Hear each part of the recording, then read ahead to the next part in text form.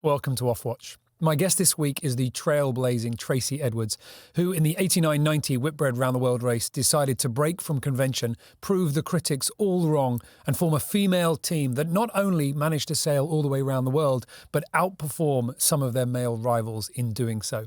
She's a very honest talker about some of the troubles that she had, proving to people just what female sailors can do out on the water, and as always, she hasn't given up the fight. If you enjoyed this interview, you can subscribe to our channel, leave us a like and a review for plenty more great interviews to come. Enjoy.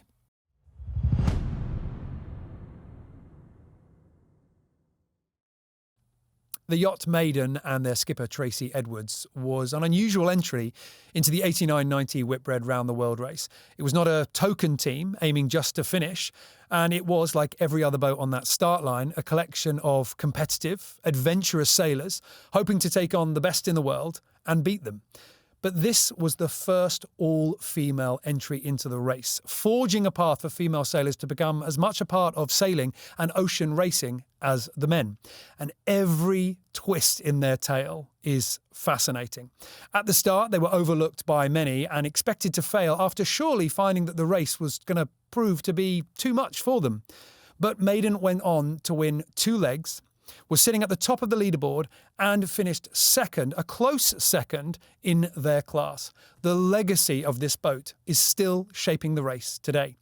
Tracy, thank you very much for talking to me today. Thank you for inviting me. There is, as I was talking about there, that there's so much here and there's so much fascinating twists and turns and highs and lows with this story. But just from standing back and looking back at it now, it has inspired so many people. It was inspiring people then as you were doing the race, and it's still being talked about now. Were you able back then to know that this boat and your team was going to be so much bigger than just a result on a page? No. We hoped that we would change the minds of people who thought we couldn't do it, obviously. We hoped we would open a door, or at least take one of the bricks out of the wall, that was facing women at that time. And we understood that winning 2 legs, whilst we were disappointed that we hadn't won more, everyone else was, sort of jaws collectively dropped around the world.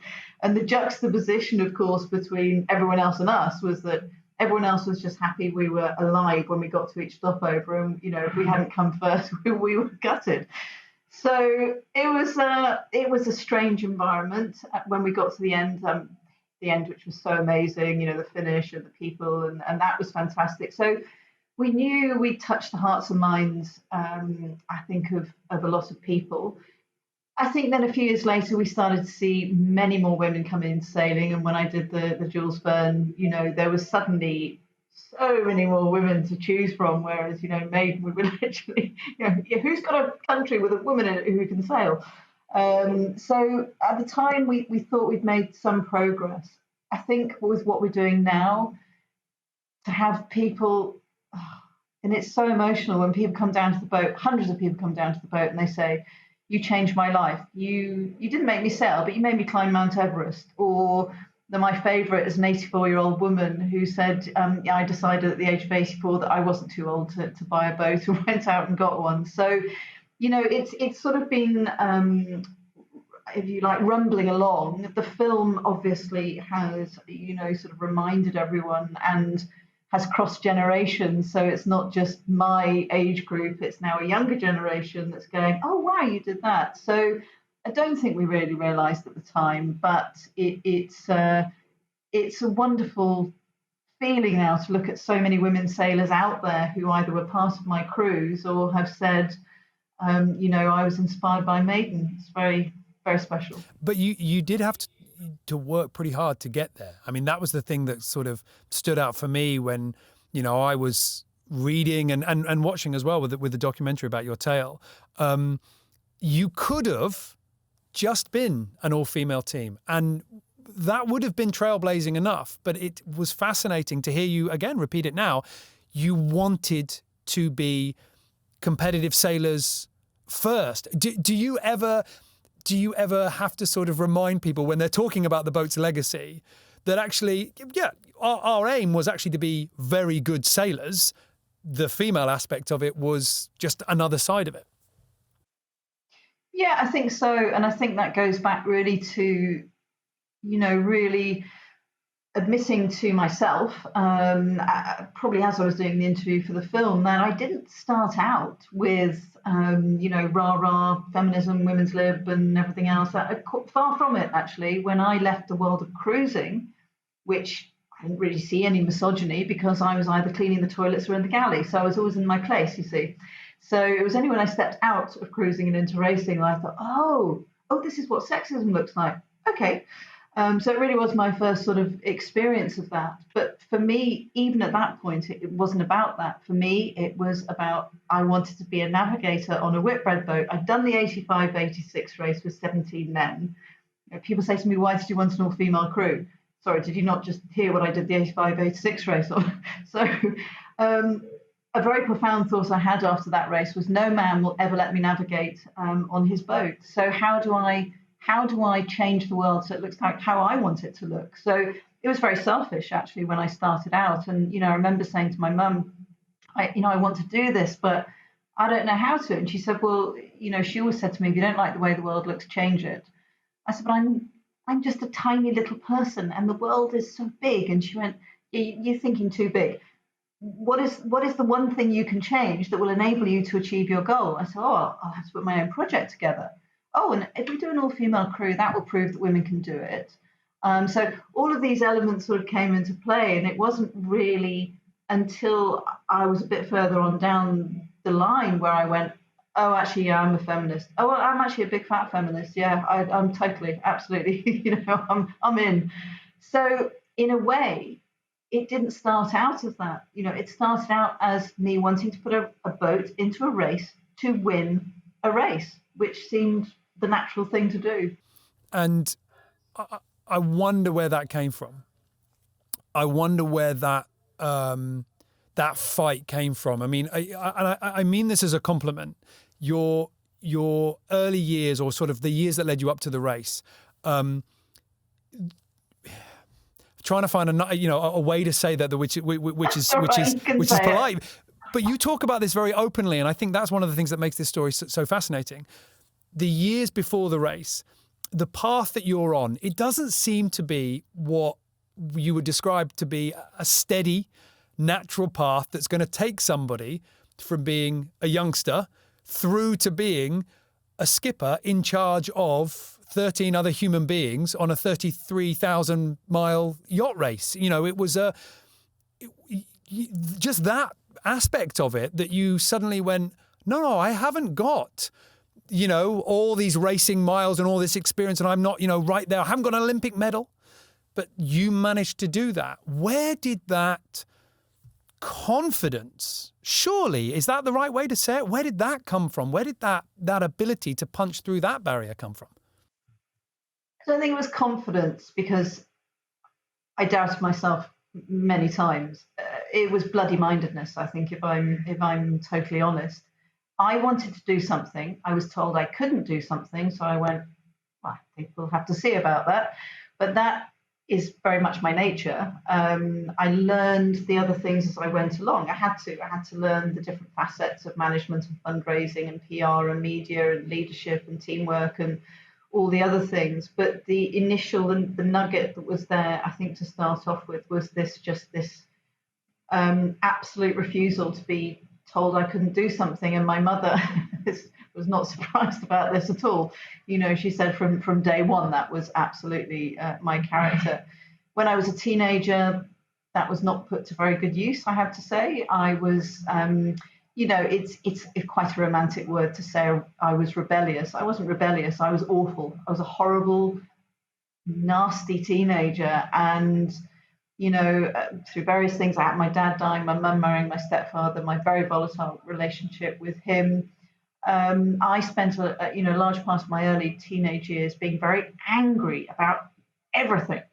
And I can't actually remember why I was angry about everything, but everything made me angry. And I think that, being expelled from school, running away from home, being caught and dragged out of the pub more times than I care to mention, stealing a car, being arrested, my mother coming to the police station, I was handcuffed to a radiator. I mean, how awful for her, and I was brought up really well. So, there's always been that element in me, and I just was focusing it in the wrong direction. And it was my mum actually, and her extraordinary courage and capacity for love and forgiveness, and she needed a lot of it, that realised that I was on a downward spiral to somewhere I probably really didn't want to go. And it was pretty much her suggestion that I go backpacking down through Europe to Greece, where I ended up working in a bar of a friend of hers, actually, a piano bar. I kind of this is really interesting actually, because I do a lot of talks at schools, and I often say to young people, if life was a straight line from A to B, I mean, that would be great, but it's not. It's messy. It's really, really messy, and that doesn't matter. If you go down a wrong direction and think, oh, that's not the right one, and you try another one, that you keep trying, I think, is the most important thing, and that you keep battling through. And so, I think over the years, that resilience and those building blocks, without me realizing it, were all being put in place, but they are with all of us.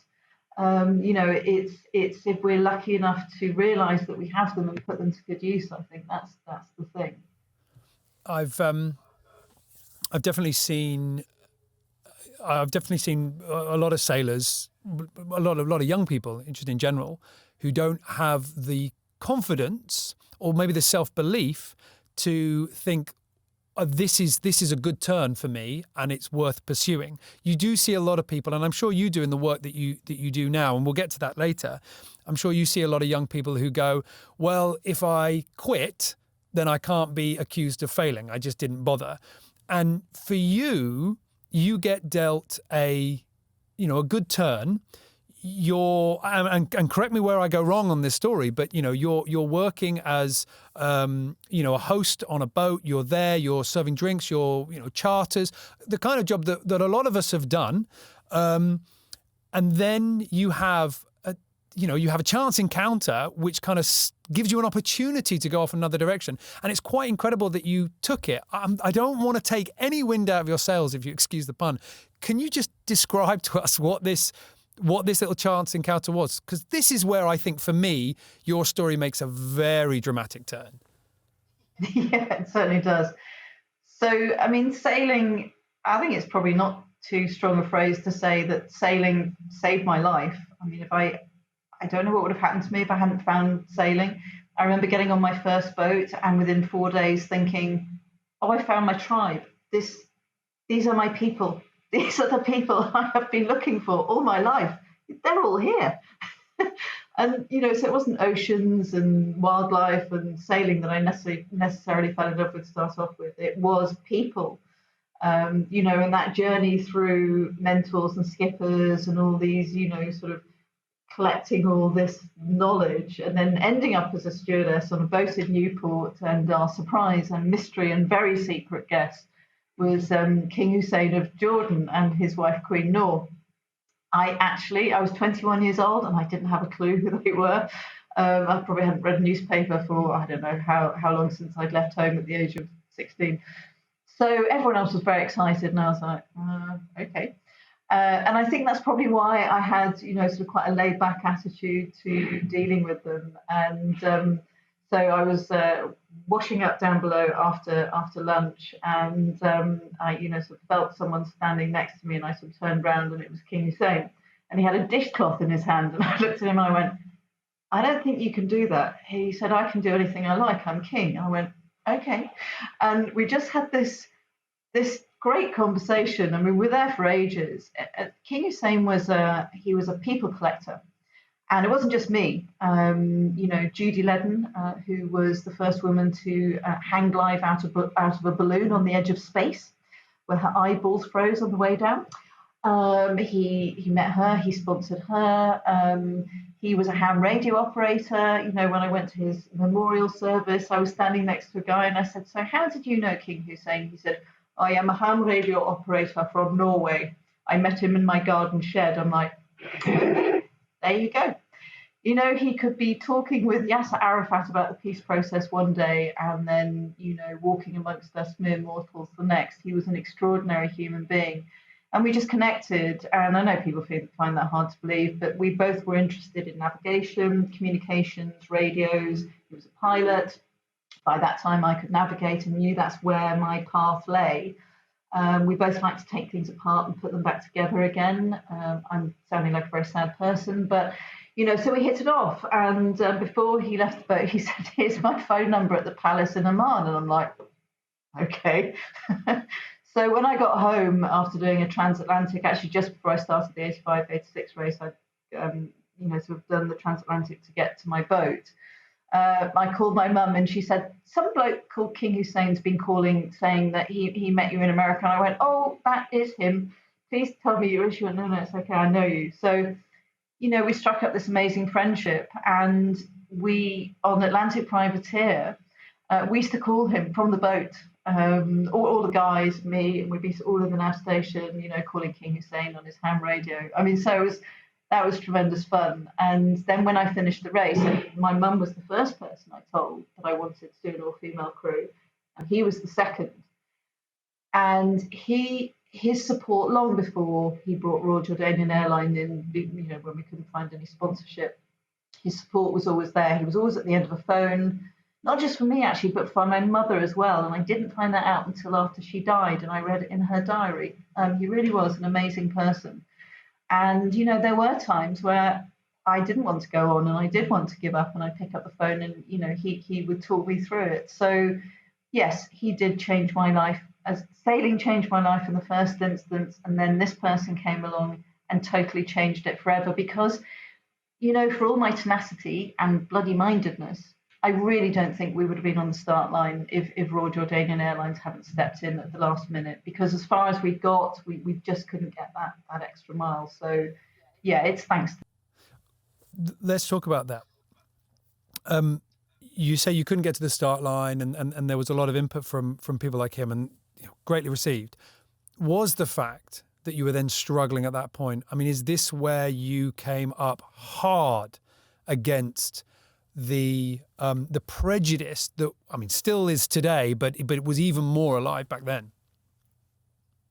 Yeah, it was. I mean, up until, you know, I mean, it took 3 years to put that project together, and we started raising money, of course, as everyone does on day one. You know, you know, it's everyone. It's not just us. Everyone's a long, hard struggle. But that really was the 89-90 race, was the race of the big sponsors. You know, the big boys were coming in and, you know, seeing the, you know, Fisher and Paykel Steinlager, Rothmans, NCB Ireland. And so there was money around, and it, you know, it was available for sponsorship. It just wasn't available for us. And it moved from, oh, this is tough, and we'll just have to keep going and battling through, and someone will see how amazing this is, to I don't know if anyone is actually going to sponsor us. And, you know, we were getting responses back from sponsors like, you know, a couple of my favourites. One of them was, "I can't imagine 12 of my wife sailing around the world, so we're not going to sponsor you." It's just like, wow, someone actually put that in black and white. And my other favourite, "If you all die, it will be really bad PR for the company." So, you know, I mean, this is what it was a different time. I know things are hard now, but this really was. You know, it was such rampant sexism. You know, and you have Bob Fisher with his famous, wonderful line, "They're just a tin full of tarts." And that was in The Guardian. You know, that's in an everyday newspaper. We had women writing things like, "Back to the kitchen sink, girls, you failed." Women, journalists.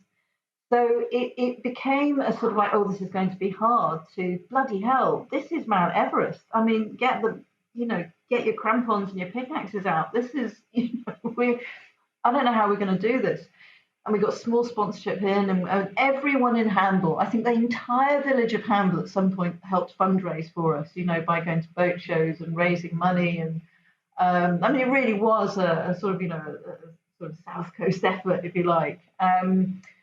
But when we'd managed to, I remortgaged my boat, we bought Distor 3, which had been prestige, with the wonderful Bertie Reed. He'd sailed her single-handed around the world. She was sitting in Cape Town looking very sad. I went down and saw her, fell in love with her. It's a love affair that's lasted a very long time. Got her back, did we did all the refit ourselves. People gave us spare bits. We've got a second-hand engine here. Do you want one? Yeah, we'll have that. Got a sail here. I think you can cut it up. Yeah, we'll have that rigging. Yes. So that was at the point where I think pretty much the entire fleet realised that they're not going to go away. They're serious. Let's just help them out. So Maiden was sort of put together. And we did our first race, which is not in the documentary because it didn't flow, so people forget it. But we did the Route of Discovery race and we won it. We beat all the other Whitbread boats. So when we came back to the UK the year before the start of the Whitbread, we're like, well, that's it. We'll get sponsorship. We've proved it. Nothing. And that was the point where I picked the phone up and called King Hussein and said, I don't know what else to do. I really don't know how else we get to the start line.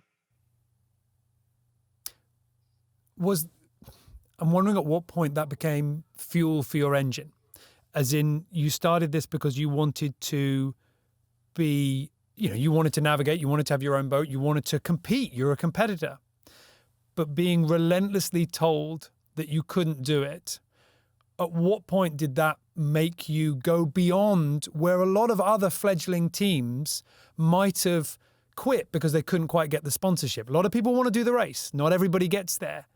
Do you look back at it now and go, actually, some of those no's were useful in their own way? You turned them into a positive. You turned it into energy.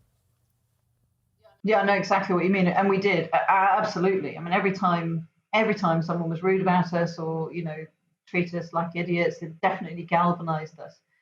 But the one overriding thought that absolutely kept me going, I think the two times I thought I can't do this and I don't quite frankly know why I'm doing it, I need to go and do something else, was the thought that if we fail, the next woman that comes along has got all of this to deal with and our failure, because we stuck our head above the parapet and we failed. And if another woman comes along and everyone's just going to throw that back in her face. And I thought, I cannot be responsible for that. And that was the thing. If, I ever got to the point where I just wanted to throw in the towel, that was where my strength came from. I had a responsibility and we all felt it. I mean, that wasn't just me. We all felt very, very strongly that our actions, our words, the way we carried ourselves, the very definite image that we had, the pink shorts, the grey T-shirts, the white ankle socks, the braided hair, that was all on purpose because we didn't want to be male clones. We weren't men, we're girls. We like being girls. And we're also competitive. And, we also are very professional. Our boat was always the cleanest, the best prepared. We always had all the charts, so this was all, every single part of this project was aimed at, this image and this was all part of what the legacy that we would leave behind. And that is something we were all very, very aware of. Yeah, I can see how that weight would be quite crushing at times. There's a very real responsibility there. When did you first start to see some successes being made in that area, as the race is going on and you're not behind, you're not having to be towed back to port. You are making the other teams up their game and still they're wanting to try and match you at times. When was that first time where you thought, we're doing this, we're achieving this, and we might just see something change in the future? I think attitudes changed within the fleet itself just before the start. We would have people come up to us, guys from the other boats, and go, "Well done! Just didn't think you'd make it. Amazing." Peter Blake was one of our first very quiet and private supporters. But, he called me up and he said, Tracy, if you need any help, advice, he said, I'm not saying that you need it. So if you ever want to talk to anyone, I'm here. Skip Novak, who on the surface was always like, oh, the girls will never make it, everything else. He was round my house saying, now, do you need any help? So there was a sense that the fleet did, and sailors are sailors at the end of the day. We know when we put to sea, it doesn't matter who you are, where you come from, whether you're black, white, yellow, green, male, female, it doesn't matter. You are a sailor and the rules of the sea apply. So we knew when we crossed the start line that we were part of a fleet, that it didn't matter what people on the outside thought of us. We were part of a group of people that believed that we could race from one point to another point and win a race. And so that was quite leveling for us. The weird thing of coming in Uruguay where, we'd come third and everyone else was just pleased we were alive. And there was this very weird party on the dock. Everyone was celebrating and us going, well, that wasn't very good. But for me, the second leg was the real page turner.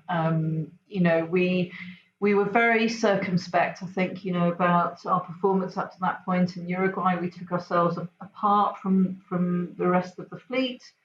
Head down, a lot of meetings, a lot of tactics, navigation. As I said in the film, I'd never been more determined in my life than when we crossed that start line. We all were, and it was just probably the most focused I've ever been in my life. It does make me laugh when I watch the documentary and I'm going, oh yes, so we're going to go really far south when we go into the Southern Ocean. And all the other skippers are going, yeah, no, we're not going very far south. There's lots of ice down there. Because I didn't know they were saying that and I was saying something different. It's only when I watched the film. But we made a conscious decision. And I said to everyone, this is really risky. The ice is quite far north. And to a woman, we all went, let's go for it. And we did. And that leg for me was one of the most satisfying things I've ever done in my life. And yeah, it was cold, wet and miserable. And there were times on that leg where I did not want to be there. And there were times when the crew looked at me and went, you're the reason we're here, you. So, it wasn't definitely wasn't plain sailing. And of course, Anthony Phillips died on that leg, who fell over the side of Crichton's naturally. And that is still something we all think about. And at the time, that was just so shocking and such a reality check, and a real reminder of how mortal you are and how dangerous it is there, and you can laugh and joke about it. But so for me, that was the defining moment, possibly of my life, definitely of the race for me. And, coming out of the Southern Ocean and not knowing whether we were first, second, or third, and then crossing the line in first place, and understanding that we'd actually, we'd done it, was for me the moment. It, it all came together, and I realised, well, this is who we are. We are who we said we are, which was pretty amazing. Let's talk about your experience. Apart from all the pressures of being skipper and having all these eyes looking on you and how your boat would perform, you said that you wanted to do this because you wanted to navigate.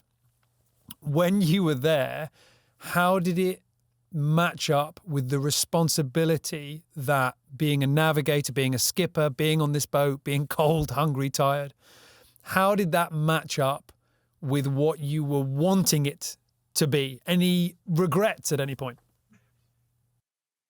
Yeah, I wish I'd had a skipper. I mean, that was the plan from the beginning. People said, say, what made you think you could be a skipper? I didn't actually think I could be a skipper. I wanted to navigate and I wanted to find a skipper. Now, Marie-Claude was, to all intents and purposes, who I thought was going to be the skipper. And I mean, Marie-Claude was the best sailor on the boat by a mile. I mean, I'm not a great sailor. I think I'm a great navigator, but, sailing, I've had to work quite hard at it, and here she was, this extraordinary skilled and instinctive sailor. And it should have been perfect, but we had this amazing personality clash. And someone asked me if I had any regrets about the Whitbread the other day. I have one regret.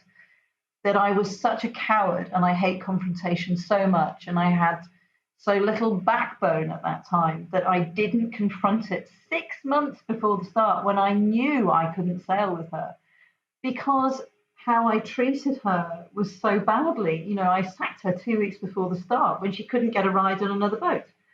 I mean, we're now best friends, and actually Maiden's in handball and she's looking after her. But at the time, that was an awful thing to do to another person. That was a big lesson to me about it doesn't matter about your feelings. You need to treat people with respect and grow a pair.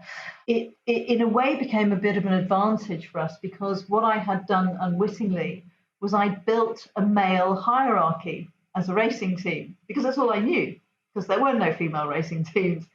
So, I built this very, sort of hierarchical pyramid. But women don't work well like that. We work with flattened hierarchies and in sort of circular environments. And I didn't know that. When we removed Mary Claude and brought in Dawn Riley as another watch captain, we had myself as the navigator and Dawn and Michelle as our, and we became a sort of a leadership team, if you like, and then our two watchers, which worked really, really well. Let's go then to the end of the race, because afterwards, obviously you as a sailor, you wanted to do it, you wanted to prove yourself. I'm sure in some aspects you think you did, and in some aspects you go, I should have tacked earlier, I should have gone further this way. That's the race's curse. But in terms of females in the race and the path that you were laying out for some people, either deliberately or not, to go and sort of continue it, the interesting one for me was how long it took for then other people to continue to sort of go through. And I think that there would have been a lot of people who would look at it. And back then, I probably would have been that person to make the mistake, because I wasn't the one that was facing the uphill battle. I would go, well, that's it. Job done. It's, you're fine now. What did it feel like for you when, was it 93, when there was the US Women's Challenge? I think it was 4 of your crew from Maiden tried to do it, didn't quite, there was a lot of stuff that was, what did it feel like for you when you sort of go, come on, I thought we got some momentum here?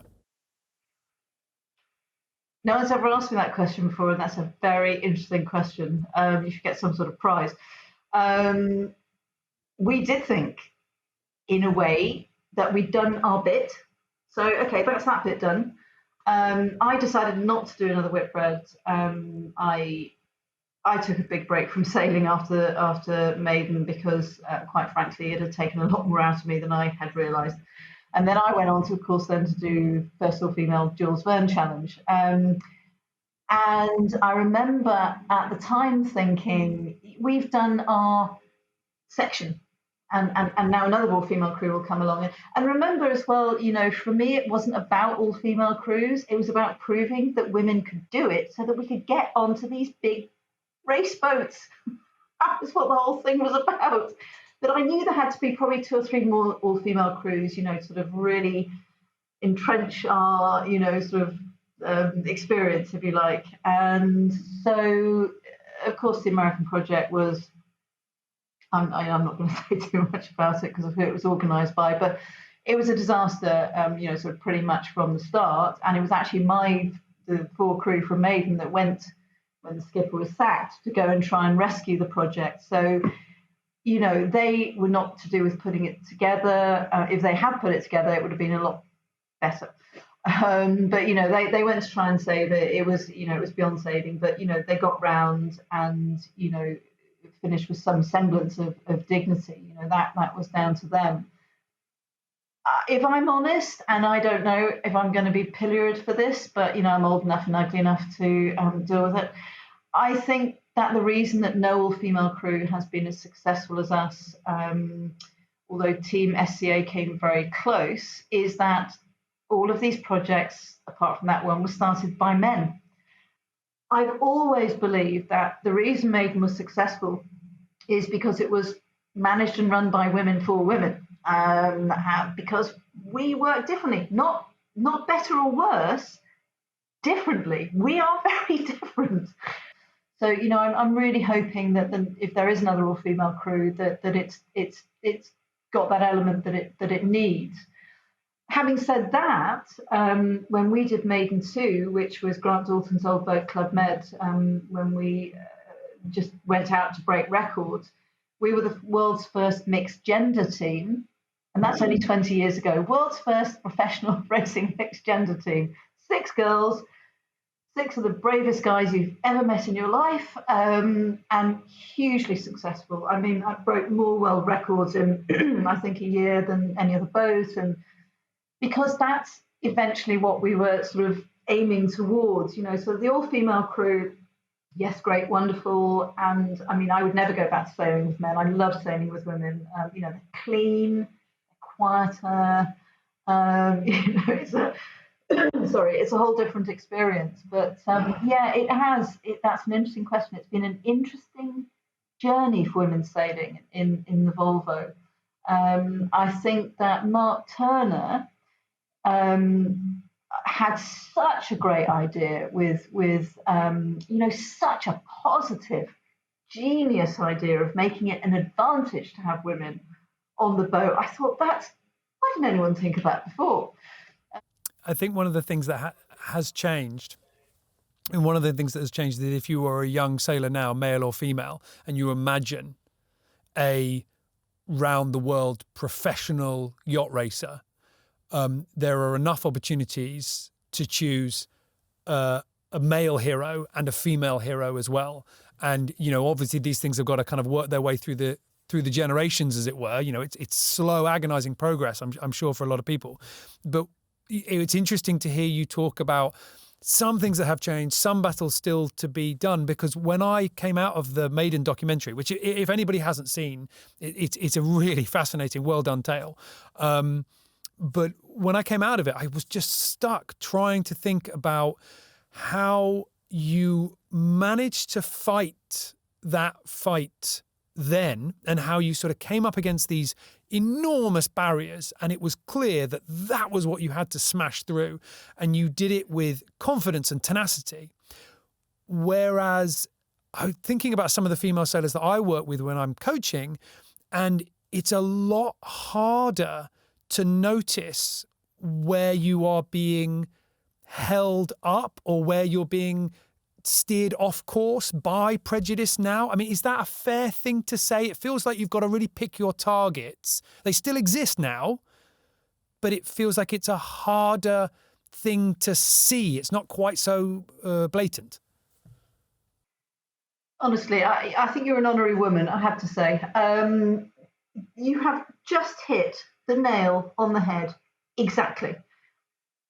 30 years ago, prejudice was in your face. It walked up to you and it said, you can't do this. And you could look it in the face and go, yes, I can. Now it's insidious. And it is, we've come all this way. And with Maiden now, we take young women sailing on Maiden apprenticeships, we call them mile builders, and we hear stories that actually make me want to cry. And this is not, I have to premise everything with, this is not all men. And in fact, this is not actually individual males. This is patriarchy. This is, we are a country that is steeped in 2,000 years of maritime patriarchy. It's everywhere. I remember not so long ago standing in the Royal Southern Yacht Club, having a conversation with a bloke who said, yeah, well, of course, the watch system in Nelson's day would have been, so much more effective. Like, oh, God, he died 300 years ago. Just leave it. Drop it. It's like, So, but I think, joking aside, what's happening now is, I think, across the board. This isn't just in sailing. I think men who are misogynistic and often aggressive, and don't want their garden shed to be, entered, breached, have gone underground because they know they can't say certain things out loud, and they know they have to be seen to be behaving in a certain way. And yes, you're right, it is harder for young women to deal with. This is across the board, as I say. I mean, we have people working on the team who were bullied at work, who, had things said to them which I went, sorry, what? Men say things like that to young girls in offices? Oh, yeah. Yeah, of course. Happens all the time. Oh, okay. And it's interesting, actually. I did a talk in America to a university in America the other day, and also had a first-time question from a young man who said, "Can you tell a young man how I help my fellow women in this? What do I do?" And I really had to think about it. And I think we all need to speak up. It's not enough that we know this is going on and that we go to the girl afterwards and say, I support you, or the woman, sorry. It's that men have to front up. We've done a lot of the heavy lifting, up until now. We've fought really hard and worked really hard, and I think portrayed ourselves in a way which has been practical and processed and measured. Yes, I do get angry sometimes, as you may notice I am getting now, so I will calm myself down. And, and the young women that we have, as I say, sailing on Maiden will say the same thing. If just one guy on the boat, and it can be, if you don't want to tackle your mates or be not one of the boys, you can say it in a jokey way. Oh, would you talk to your daughter like that, or your mother, or your sister, or whatever? And there is a way to do it. So, sorry, this is a very long-winded answer, but it's a question that I think about a lot, and it's so important. And I think more and more men will pick up the gauntlet, and I do see that more and more. I see more conversations going on between men and women about equity, equality, sexism, misogyny. So that's a good thing. But you're so right. It is so hard for young women to tackle this, because if they say something, they are hysterical, or I wouldn't have her on another boat. She's very dramatic, makes a fuss. If you ask her to go and make the tea, woohoo! So we've all got our work cut out for us to deal with this. And some of the stuff that you're doing now, because you've sort of brought us round to where we are now with Maiden.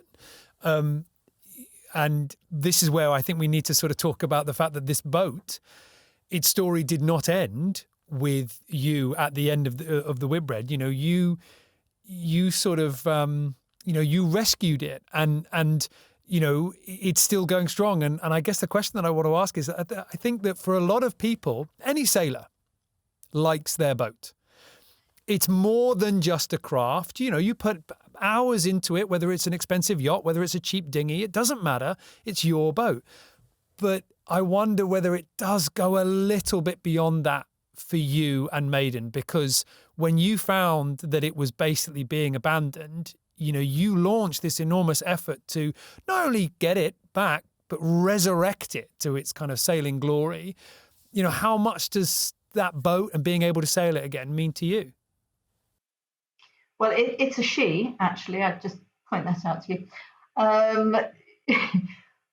We had to sell Maiden at the end of the race, and that broke my heart. I mean, I could not watch her being taken away. She was part of the team, and we built her pretty much with our own hands. But I knew she'd gone a really good home, and that was fine. And then over the years, as I was doing other sailing projects, I would see, and get updates about what she was doing. And unfortunately, she was a little bit passed from pillar to post. And in a way, I did try and not look, because I knew she was looking sadder and older and harder. And aren't we all? It got to the point where I heard she'd been taken to the Seychelles, and the guy that had taken her to the Indian Ocean was looking for a secret island which had pirate treasure buried on it. So I thought, oh, okay, this is not going to end well. Anyway, the week that I met Alex Holmes, who asked me if he could make the documentary, I had an email from the Seychelles, from Eden Marina, saying, "Do you know who owns your boat? Because he's dumped her and left her. And if nothing happens, no one comes to get her, we're going to take her out and sink her." What? So I contacted all the other crew and went, "We've got to rescue her. I mean, this is crazy. No man left behind." So we did a big crowdfunder, and in 2 months we raised the money to buy her again. And found the money to put her on a ship and get her back to the UK again. And the funder this time was, I mean, seriously, if you wrote this as a film, people would not believe it. The person who funded all of this was King Hussein's daughter, Her Royal Highness Princess Haya bint Al Hussein, who called me up one night and said, I hear you've rescued Dad's boat. I mean, I pointed out it is my boat, obviously, but she was like, what can I do to help? So I said, well, we need to restore her. And so she very, very kindly, sort of sorted that all out for us. And while we were restoring her, we were all thinking, what are we going to do with her? She's too young to retire. I haven't really, sailing school, really have the patience. And it was my daughter actually that said to me, Mum, you're patron of all these girls' educational charities. Is there some way to link this in and maybe inspire my generation? I mean, she was 16 at the time. And so the germ of an idea was born, and Princess Haya's passionate about education, and this team started coming together, and it all felt very like Maiden, people just turning up. I mean, I wasn't trying to recreate it, but it felt like it had that heart, that we had all that time ago, and to be able to, take maybe another brick out of the wall to help young women sailors, but more than that for me, raising money and awareness for girls' education. I mean, I'm passionate about girls' education because, I grew up in a country where I was handed an education on a silver plate. And at the age of 15, I went, oh, no, thank you very much. I don't think I need an education. And off I went. There are girls who would die for the opportunity for an education who are not allowed one. So for me, it was a way of atoning in some way, but also, it's a way of me, we've kind of Maiden's tackled the problem here, and now we want to look here at grassroots and at all the issues that we've learned in the last sort of 40 years, really, of fighting for women's rights and girls' rights. And that all comes down to education, and not just in sailing, but in every walk of life. And you look at the statistics that come out of UNICEF, and you look at the fact that, we could reduce child marriage, infant mortality rates, we could stop the spread of AIDS and HIV. Now, surely that starts to apply to other viruses and, medical situations. If you educate a girl, you educate her family, her community, her country. You increase the socioeconomic status of a country where more girls are educated than not. There are so many reasons to educate girls. We could eradicate poverty. So when you suddenly look at it like that, this is a bit of a no-brainer. And the idea for Maiden to do a 3-year world tour and raise funds and awareness for girls' education then just sort of, came on as a natural thing of that. I mean, it's grown a lot more than that. We now have the Message of Hope. We have the Hands on the Spinnaker. The film came out when we left, which was just amazing. I'd love to say I planned it like that, but I didn't. So Maiden Factor has been the most joyful thing and truly happy and wonderful thing I've ever done in my life. And for me, that love affair with Maiden, is ongoing. But then, when we sail into places and I see the affection that other people have for her, I know it's not just me. I'm not just completely mad. We had one guy came down to the boat, burst into tears and said, can I touch her? It's like, yes. So it's been wonderful. We've enjoyed every minute of it. Unfortunately, March brought everything to a grinding halt, as it did for everyone. So we're fundraising and struggling like everyone else, but, trying to keep going and hoping to start again in September with a new 3-year world tour. So if anybody wanted to come and see the boat or get involved in any way, where is it you're aiming to go when the wheels of the world start turning again?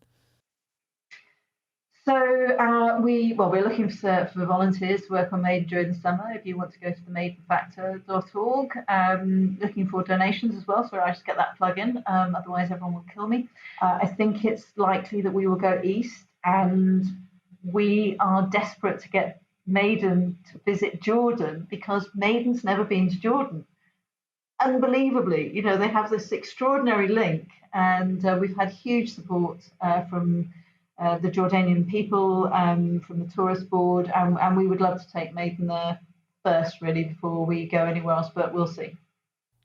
It'll be fascinating to see the boat still going on. And I've got to admit that, over the summer, I did do some work on the water and going out from Hamble and seeing Maiden on the side when you guys were refurbishing it and everything. It was, you spot that boat a mile off. Whether people know it or not, they've seen that boat in images or pictures or in history books. They've seen it. So it's wonderful to know that it's still going and still doing good, as are you as well, Tracy. So thank you very much for talking to us so passionately about what you've achieved so far.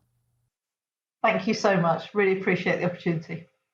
A big thank you to Tracy for talking so passionately and so earnestly about some of the challenge that she had to overcome and the things that she still thinks is work to do for the future. If you enjoyed this interview, we're going to have more coming up over the next few months. So you can subscribe to our channel and we will see you next time.